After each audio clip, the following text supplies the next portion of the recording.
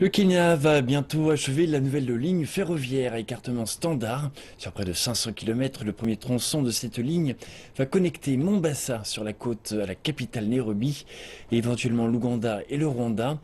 Cet immense projet est le fruit d'une coopération entre les gouvernements de la région et la Chine. Un reportage signé Robert Naguela. Nous nous trouvons à Sultanahmud, juste à quelques centaines de kilomètres de Nairobi. L'installation appartient et est opérée par la China Road and Bridge Corporation. C'est ici que le Kenya entre dans le XXIe siècle. L'endroit où je me tiens en ce moment s'y trouvait auparavant un vaste terrain inoccupé. Il y a environ 12 mois, cette zone a été transformée en une méga-usine.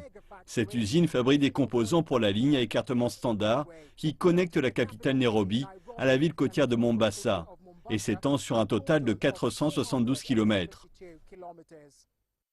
Cependant, seule une des 8 sections du réseau ferroviaire a été divisée. Les travailleurs ici sont responsables de la fabrication des composants et les ingénieurs ont confiance en leurs compétences. Nous achèverons le projet avant la date limite. Je suis satisfait de la performance des travailleurs locaux.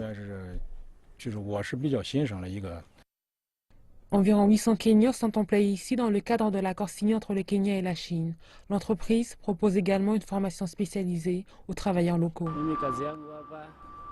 J'opère la machine et ramasse des traverses de chemin de fer de ce côté pour les mettre de l'autre côté. Depuis mon enfance, j'adore ce genre de travail. Je veux acquérir des connaissances et ouvrir ma propre compagnie un jour. Malgré le déficit apparent, il reste des défis.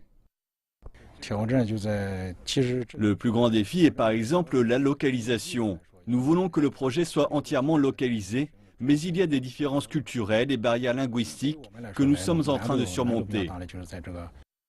Sur le chantier, ils fabriquent des poutres en T qui sont utilisées pour renforcer les ponts. Elles pèsent 140 tonnes et sont l'élément clé car le réseau de 30 km sera fait de ponts. Elles sont communément appelées traverses. C'est une grande quantité d'informations, mais juste une petite portion du travail allant dans le réseau.